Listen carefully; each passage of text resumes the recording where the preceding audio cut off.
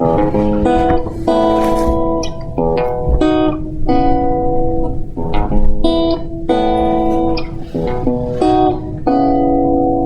to the Desert Sanctuary with Karl and Laura Forehand. Often when we have doubts about religion, or we want to be contemplative, or simply ask questions, it can feel like we are wandering out into the desert. We would like to welcome you to our sanctuary, the Desert Sanctuary. We've tried to pick guests that resonate with our fellow friends and seekers here in the desert. Our hope is that you will find life for your body, soul, and spirit. And now, here is our show.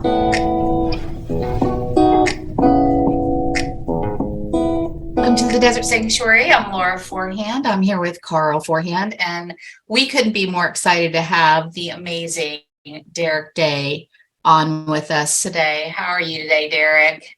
I am fantastic, Laura and Karl. How are you guys doing? Doing well. We're so glad that you're with us and can't wait to dive into this conversation. Yeah, so Derrick, like Laura said, we're glad that you're here. And what we're trying to talk about is called leaning forward. For me, was when I used to run around as a kid. You know, your parents just cut you loose during the day, and they call you in at night for supper. And we would walk down the drainage ditches. We didn't have a lot of money to do anything. There weren't any TV channels. There's barely any video games yet. And they would just cut us loose. And we'd end up in a field somewhere, and we'd go, what is that over there? And we kind of lean forward and look, and there was a tractor. And then we'd go see what that tractor was like and sit on it for a while. And that new vantage point showed us something else. And we found an old pond where we'd dive into and do backflips into, and then later on we found a natural creek where we discovered crawdads, and we decided to try to sell crawdads. So we were always leaning forward. And unfortunately, you know, in religion and even in the deconstruction movement, a lot of people deconstruct a little bit and dive back in to something. Yeah. Use progressivism or Orthodox Christianity, or even they might dive into atheism or whatever.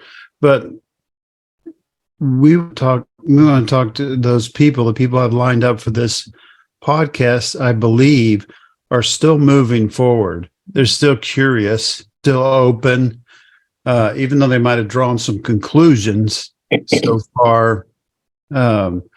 They're still leaning forward. And I wanted those people. We talk to those people all the time. Sometimes we get off on the subject of healing, which comes up when you start deconstructing and thinking about new things. You find places that need healed and so on. But as we evolve past this dualistic sword fight we've been in for 2,000 years, where do you think we're going next? Or you can personalize if you want to. Where are you going? Where are we going next? And what do you suppose we're going to find? Well, this is my assessment. So I'm going to bifurcate that and unpack it in two prongs. Yeah, absolutely. First of all, where I've gone, I'm what would be called an agnostic atheist. I don't believe that there is any God, but I don't profess to have any certainty regarding that. Right. This basically, I came to this conclusion through a perfect storm of things. I mean, and we've talked about a lot of this, and in previous podcast episodes, and the advent of Donald Trump, the COVID pandemic, some personal things in my life, and basically, I thought about this. In the Bible, Jesus says, "Ask anything in my name, and it'll be done for you." Son might be, or that the Son might be glorified in the Father, or Father by whatever. But it's like basically you ask and you get it. And I think about all of these people who ask, heal me from this sickness, save me from this assault, help me through this financial difficulty, please raise my child from the dead. All of these different things. And people ask, and they ask in earnest, and they don't get it. Mm-hmm. And some people do, but the people that get it are far and few between. And so then you go back again in scripture where it says God is not a respecter of persons. Well, clearly he is, if he exists, right? Mm-hmm. Mhm. So I came to the conclusion that the God of the Bible cannot possibly exist.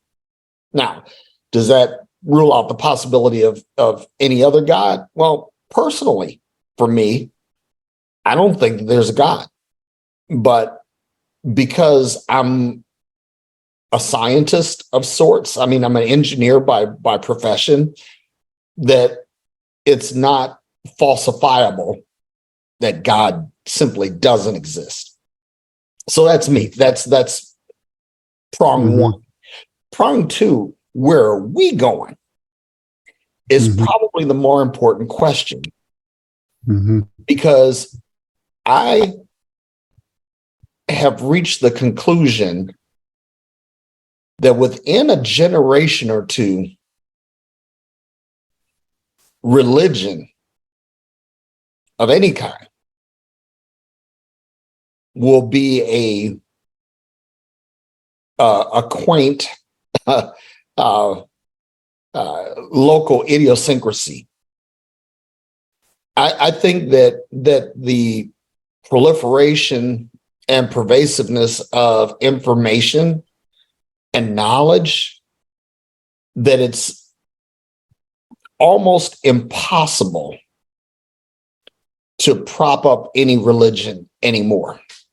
Mm-hmm. There is so much evidence to basically deconstruct every religion on the planet. And that's where I think we're going. Now, Mm-hmm. as for me, I plan to continue my journey, and I've expanded into I'm trying to create a convergence for myself of metaphysics and quantum physics, of mystical and scientific, and trying to at least juxtapose these things to effectively and compare and contrast them. And in some cases where I could find a convergence or a merging zone of these, where I could find applicable points of execution in my life. So Mm-hmm. to that end, I am working diligently, daily, to do my part to tear religion down. Hmm. I do everything that I could possibly do to expose it for the fraud that it is, and hopefully, and again, this is a big thing for me, because I don't aim to tell anyone how to think, but I do aim to tell them to think. Mm-hmm. And if you're thinking, if you're really engaging your brain, and I've said this, and I'll shut up and let you go to the next question. But I said this, that if you haven't actually at least flirted with atheism, at least conceptually, if you haven't at least considered this, if this hasn't come under your purview, if this hasn't hit your radar, you really haven't deconstructed. I mean, basically, your deconstruction is just lip service. If you haven't gotten to this point where you can actually say, I can consider the possibility of no God. If you haven't reached that, what you've done is like it's like the difference between being married and playing house. Basically, all you've done is played house with your spirituality. There's no consummation. There's nothing. It's nothing. Yeah. So when you were talking about that, I was thinking about the printing press. When the printing press came about, let's just say 1500 for round numbers. But Yep. when it came about, that sparked the Protestant Reformation. Mhm. We split off into all different kinds of denominations, and lots of things happened because of that. Maybe a few were good, but most of them maybe not so good. But then in 1978, there was the Chicago Statement of Biblical Inerrancy. Mhm. And right on the heels of that, right behind that was this Jerry Falwell, moral majority, Mhm. all of that we were somewhat involved in. And that gained momentum and gained some power. And then something else happened, not the printing press, but the internet. Yeah. And that happened. Information, like you said, became available to where by the time my son graduated from high school about 10 years ago, any high school student could poke enough holes in the Bible to discredit it. And many of them did. And now we have all that information. And now you're talking about religion coming down. They are being toppled, right? Hillsong, Mars Hill, The Mormon Church, IBLP, the Quiverful movement, the Duggars, that kind of Yep. stuff. Watching that. It's coming down.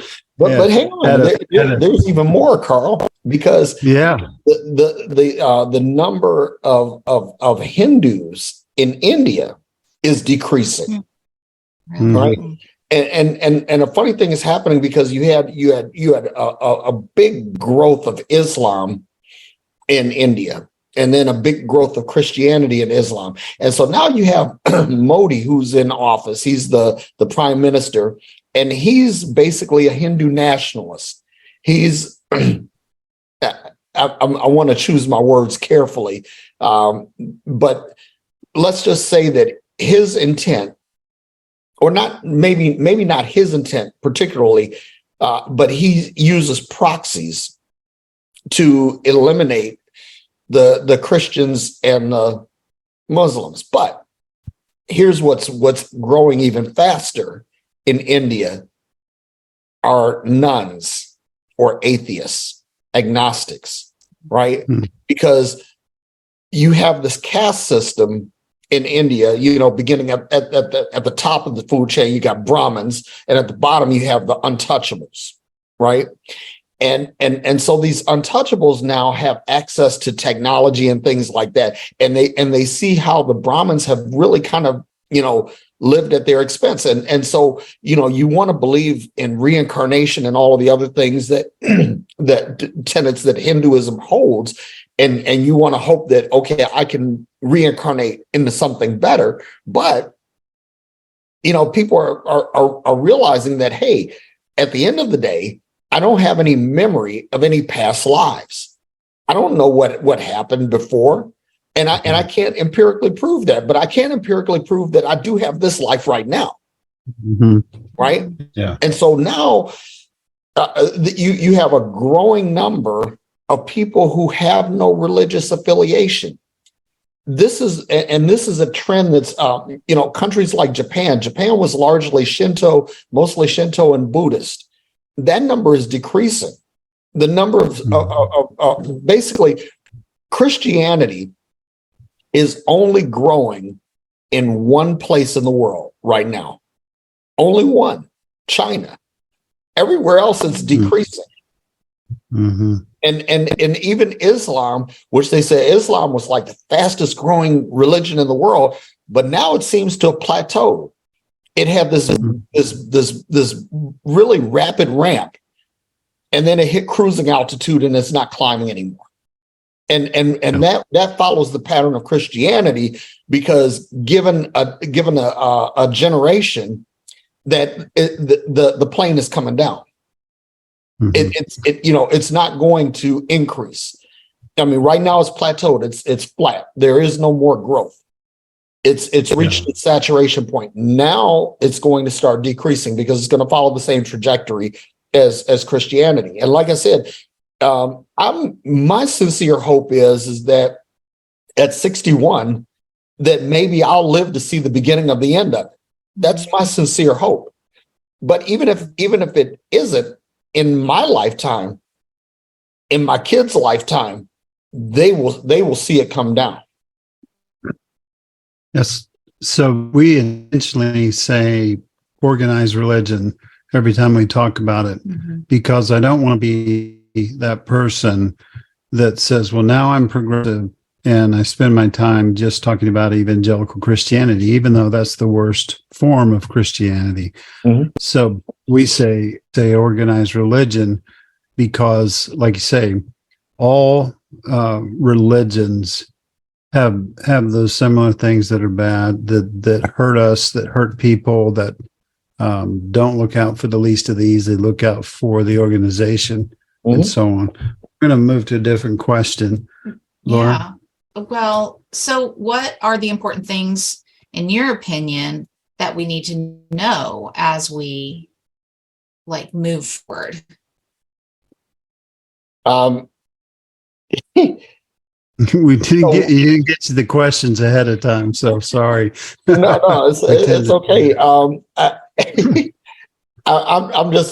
I'm thinking about this. I remember the first time that I actually walked through a cow pasture as a child, and several times I stepped in cow shit. Not a pleasant experience, right? Right. And I was thinking to myself, it would be great if you had some kind of advanced intelligence as to where the cow pies were, so that you could avoid stepping in them. And that's what I think. I think that there are people like you and people like Jason Elam and Phil Drysdale and others that basically you guys are helping to find the cow pies and helping to negotiate the field, without dragging a whole lot of shit on your heels. Yeah. So, for sure. and I think that's a really valuable service. I think that's necessary. But what I think is that when it comes to, Karl, you mentioned organized religion, and so people try to differentiate between organized religion and, say, personal spirituality, and I think personal spirituality is fine. That if you're trying to make sense of things spiritual for you, but it's like whenever you start talking about communities, and this is another thing. I hear people that have deconstructed from Christianity, and they say, well, we still want to have community, where we can all get together and talk. And that's where I think that this goes off the rails, because I think that basically if you leave spirituality to a personal space, it's fine. But the moment that it aggregates, the moment that it coalesces into something communal, global, right? That eventually, you're going to get a group of people that come together and say, hey, we think we got it. We're right. You're not. So we either need to get you to agree with us, or we need to mark you and move on, right? Or mark you for destruction. Yeah. And what I think, it's I'm just of the mindset that the sooner that this can be exposed. And that's what I meant by like the whole cow pie thing. It's like when you look at the Bible, and the Bible, people will say it's a living document. Well, no, it isn't. It's not even a living document like the Constitution is, because the Constitution can be amended. There's a process for that. The Bible can't be amended. It is what it is. And so there are things in the Bible that condone slavery, that condone misogyny, that condone murder under the right circumstances, that forbid same-sex relationships, and all of these other things that now are, these are different things. And so people will say, well, that is an indication that we lost our moral compass, we lost our moral bearing, that we're not going in the right direction. But if you make the Bible a fluid document, like a living document, like the Constitution, and you say, okay, well, now we're going to amend things. So now what do we amend? Right? Because people will say, oh, well, the prohibition against mixed fabrics, the prohibition against shellfish, well, those don't count, but the 10 Commandments do. They still count. Yeah. Okay, so now what we're doing is we're looking through the 613 commands of the law, and we're trying to split hairs as to which ones are valid and which ones aren't. And so now what you're saying is, okay, at any time, any one of these things can be valid or invalidated. And where does this take us? It's at some point, someone has to look out and say, okay, this is not a suitable moral compass. And again, this is where the people who find the cow pies come in, because they go out there and they say, okay, here are all the trouble spots, right? But you come back and you say, okay, well, I'm still in this field. And the idea of finding the cow pies is how to navigate across the field, right? Not to play in the field, but to get across, get to the other side. It's a tent there. Yeah. Well, our friend Kyle Butler said something, and I quote this all the time. Kyle had this thing, he calls it campfire theology. That when you're at your darkest, you want to sit down and pitch a tent and build a fire, right? And what happens is that this fire gives light in the darkness. It's comforting, it's warm, and it's folksy, right? It gives you a sense of being, a sense of belonging. And so what happens is the sun rises, and it's time to move on. But you're like, man, this fire is great. It's even great in the daytime. Mm-hmm. It makes the day even better. And so you pitch your tent. And so now, instead of pitching a tent, now I want to erect a building. And you just get stuck. So the other thing too is that I look at intellectual honesty in things. In other words, that you're true to what you say, and that what your messaging is consistent. So when it comes to Christianity, people say, "Oh, fundamental Christianity is bad," and okay, we can almost universally agree on that. But I'm here to tell you that the worst flavor of Christianity is progressive Christianity. The worst, the most intellectually dishonest, the most morally bankrupt is progressive Christianity. And let me tell you why, right? Because progressive Christianity is the ultimate exercise in turd polishing. Mm-hmm. So we're just going to keep this shit metaphor rolling. Yeah. because now what you're doing is you're saying, okay, instead of finding the cow pies, we're going to kind of paint them like with candy coated shells, like M&Ms. Mm-hmm. And they look pretty. They're nice and colorful and all of that, Yeah. But when you bite into it, it's shit, and it's shit.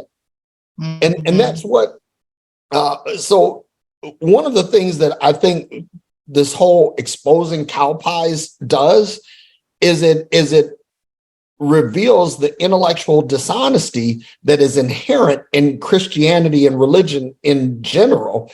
But then we now start getting very specific about it. We say, okay, because I'm on the record as saying this too, is that the most intellectually honest flavor of Christianity is Calvinism. Because it's like you're either the elect or you're not. You're going to hell or you're not. It's very cut and dry. That the Bible says this, and they don't have a lot of variations in their interpretation. It's all very straightforward. So I'm like, if in the course of your deconstruction that you get to say like either personal spirituality, where I no longer have to rely on a community. That's great. Or, you become an atheist or an agnostic. Okay, great. That's great. But if you return to some flavor of Christianity, well, you're just really fooling yourself. At the end of the day, if you go through your deconstruction and say, well, I still want to hang on to this Jesus thing, become a fucking Calvinist. At least be intellectually honest about it. Mm-hmm. Yeah. So we across the street now, I'm trying to decide whether to say this or not. Across the street right now is a Methodist church. And we went there. The pastor at the time, Donna, we liked her. Mm-hmm. It just didn't work. But we liked her as a person. We definitely right? did. And we've had her over our house, and she was part of our community for a while. She was here a lot. Right now, they're setting up over there. They're setting up this carnival type thing. It's like a week long thing, camp. And so there's all kinds of big, huge toys, newfangled toys and things outside. And they're gonna attract young children to come there so that they can indoctrinate them. And so, like you said, I'm going to speak at the Wild Goose in July. Mm-hmm. And one of the things I'm going to talk about and say within my speech is I'm happy that women are gaining ground where we used to didn't let them speak or anything and be pastors and so on.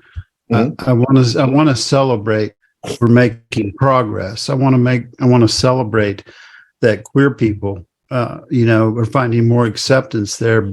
But at the same time, I want you, women and queer people, to step back and say, look at it realistically and look at it honestly and say, I want you to lead. And we told a woman somewhere that we just met in Home Depot the other day.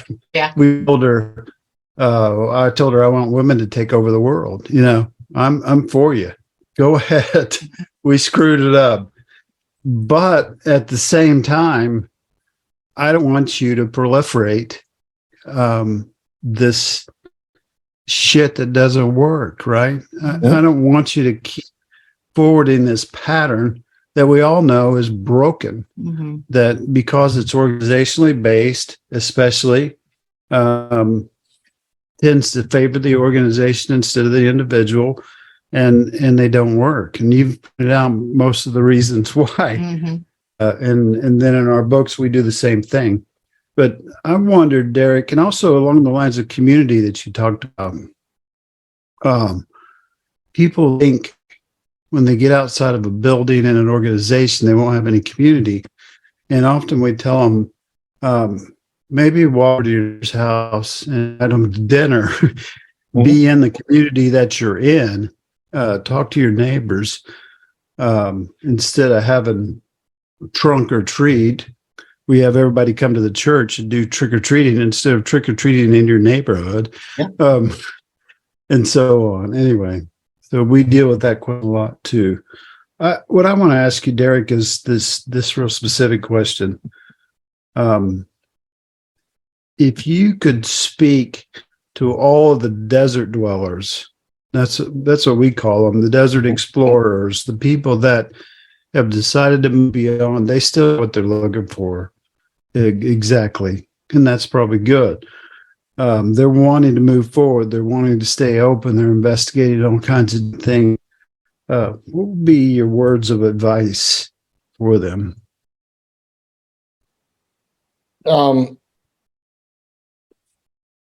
Find what you like and move toward that. You know, not everybody loves the beach. Some people love the forest. Some people love the mountains. Some people love the lakesides. Some people love the hill country. Some people love the lowlands. Everybody has a different geography that, that works for them. Mm. And so once you find that that direction, move in that direction and explore that, right? But always remember that that the world is geographically, geologically diverse for a reason, and that just like if we treated our journey like we treated our emotions, I think that we'd be better off. Because one of the problems with humanity is that we try to suppress some emotions while accentuating others, right? In other words, we say, well, we want to be happy all the time. We don't want to experience sadness. Well, sadness is a human emotion. We're going to experience it. The question is, how do we experience it? Right? Mm-hmm. You're not going to have pleasure all the time. You're going to experience pain. So how do we handle pain? And again, what it comes down to for everyone who's wandering, I think that it's good to keep moving. I'm like Kyle. I don't think that setting up the campfire is the answer.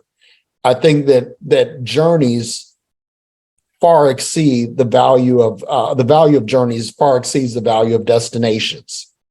So step one, keep moving. Step two, find what you like. If you're a mountain dweller, dwell in the mountains, but go to the beach sometimes. Go to the lake sometimes. And understand that nothing is better than the other thing. In other words, this one particular frame of thinking is not inherently superior to others. Mm. And I think that's a problem that religion creates, is it creates a primacy and supremacy of thought, that my way is better. And you whatever have to what's that? Whatever I'm doing, whatever I think, whatever I'm currently working on. Yeah. Yep. And so find what you like, keep moving, visit other places. And then the other thing is that find your place of peace. I mean, that whatever you do, being mindfulness, being in the moment, right, is finding the goodness of this right now. Whatever the right now is. And again, the right now can be pleasureful, it can be painful, it can be joyful, it can be sorrowful. But in this moment, be in the moment, experience the moment, bask in the moment. Mm-hmm. And those are basically the things. Oh, let me say this too. Keep your horizons broad. And this is a really interesting thing. Like I'm a car buff, and growing up in Detroit, basically people pick sides. I mean, car brands are like religions. You're like a Chevy guy or a Ford guy or a Chrysler guy or a Dodge guy, you know, and you get so immersed in that where you think that your brand of car is better than everyone else's. And I was like that for many years. And then, I started experiencing other brands. And so one of the things that I found, like in the street racing scene, you basically had two groups of cars, two groups primarily. And that was like either Mustangs or Camaros, right? And so the Mustang people, they think that everything about the Fox body Mustang, SN95 Mustang it's everything. This is what you need to go fast in a straight line. And then the Camaro people, they think the same thing about their platform. But what you'll find is that really neither one is inherently superior to the other one, and every one will have strengths and weaknesses at a particular moment. But what you learn is how to appreciate both. Like what's the difference between the sound and the tuning of a small block Ford versus a small block Chevy engine. The difference in traction between a Camaro rear suspension or a Fox Mustang rear suspension, and you have to expand your horizons. And it also helps to study what it is that you are opposed to, because studying that opposition helps you to better understand your own position. And it keeps you from being galvanized. And I think that's a big thing. We have to stop this whole concept of we want to be rigid, we want to be hard, steadfast in one particular thing. We need to be flexible, we need to be nimble, we need to be agile, and be able to turn and flex as the wind blows. I mean, it's like if you're ever on an airplane and you look out on the wing, especially when you're going through turbulence, you'll see something that initially is unsettling because the wings wiggle. They flex. And they're designed to do that, because if the wing were rigid, a good stiff wind could completely blow the plane off course. But because the wing has a little bit of flexibility and has a little bit of give to it, it allows the plane to maintain course better. And it also helps the control surfaces of the plane control the plane better. So you want to keep that flexibility. And again, like if we apply this to the human body, if you don't stretch before you work out, chances are you're going to hurt yourself. If you don't warm up, if you don't, really get this whole flexibility thing going, you'll hurt yourself. So those are the things that I would say is like, be agile, be flexible, be mindful, go where you like, find your place of peace, and keep it moving. Those are the things. Yeah, those are all really good. I was like writing as you were talking, like I wrote, stay open, curious, think critically, because I think so much of that is kind of stripped from us, when we're inside of organized religion. But I love what you said about bask in the moment, because I love how you mentioned those different emotions that we might be feeling, and like we can appreciate and sit in all of them. Like I feel like when we were in organized religion, there were like two emotions that were allowed, like joy and happiness. That was it. But like the other things are what make us well-rounded, and it's important to be in touch with those other emotions as well. So I love how you said that. So my final question to you, Derrick, is a bonus question. Yeah, a bonus question. This is the bonus question. I made it to the bonus round. That's great. You did. Bonus round. So in your opinion, what is a mystic? What does a phony one look like? Again, we didn't prepare you for that. Oh, that's a really good question. I think the mystic, the true mystic, is the one who understands all of the components of being alive, being human. That because one of the problems with atheism, and this is something Aaron Tomlinson had pointed out to me, is that that a lot of atheists become materialists, and they say that the physical world is all there is, and there's nothing else. Well, I don't think that. I think that there's also there's consciousness, there's quantum entanglement, there's string theory, there's a whole bunch of things that we really don't understand. We can come up with some loose mathematical modeling, but we don't really understand them, right? And the real mystic accepts what she doesn't immediately understand, but is willing to explore it anyway. The real mystic understands the relationship between the natural and what we call the spiritual. The real mystic understands the relationship between the logical and the rational and the emotional. The real mystic is always searching for other paths. Basically, true mystics are true explorers. See, it's one of the things I remember. We did the NOMAD conference a couple of years ago, and the tagline was "Not all who wander are lost."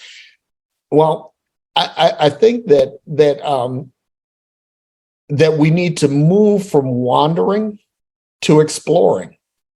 Because wandering implies a certain level of uncertainty, and I'm not saying that you have to be absolutely certain of everything, but that's where exploration comes in. Let's go out with a specific set of goals, objectives, right? We're looking for these things. We're looking in these directions. But if we happen to find a new life form or a new new planet or whatever in the process, that's great, right? But it's exploration, and I think that's what the true mystic does. The false mystic tries to create a different way of saying something that's already said, with the hopes of seducing people into some way of thinking. The false, so again, like a real mystic, I would say someone like Nikola Tesla. That's a real mystic. People like Joe Dispenza, that's a real mystic. But there are people that I see a lot of people that are trying to repackage and rebrand Christianity into something, this is new, this is hip, this is exciting, and it's not your mama and daddy's church, but it's really the same old shit. And that's what fake mystics do. It's like true mystics try to create more mystics. False mystics try to create prostitutes. Again,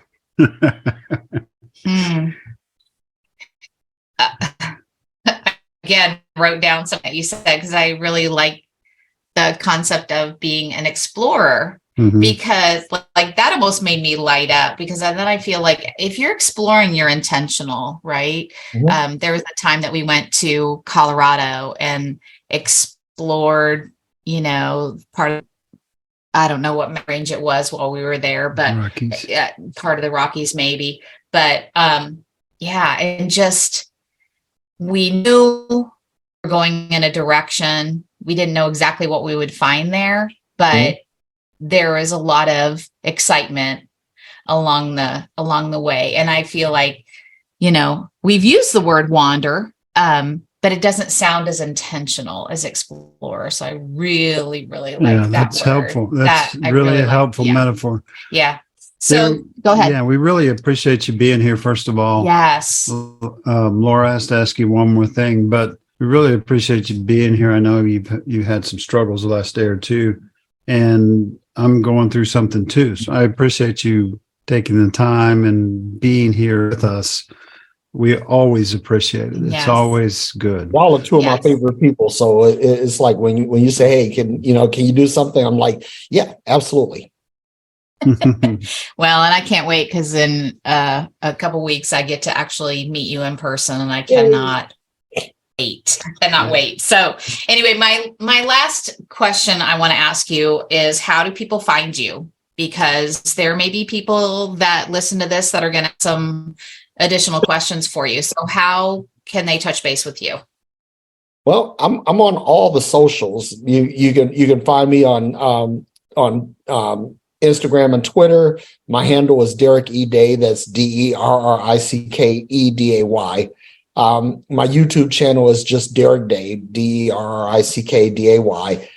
You can find me on Facebook at Derrick Day Multimedia.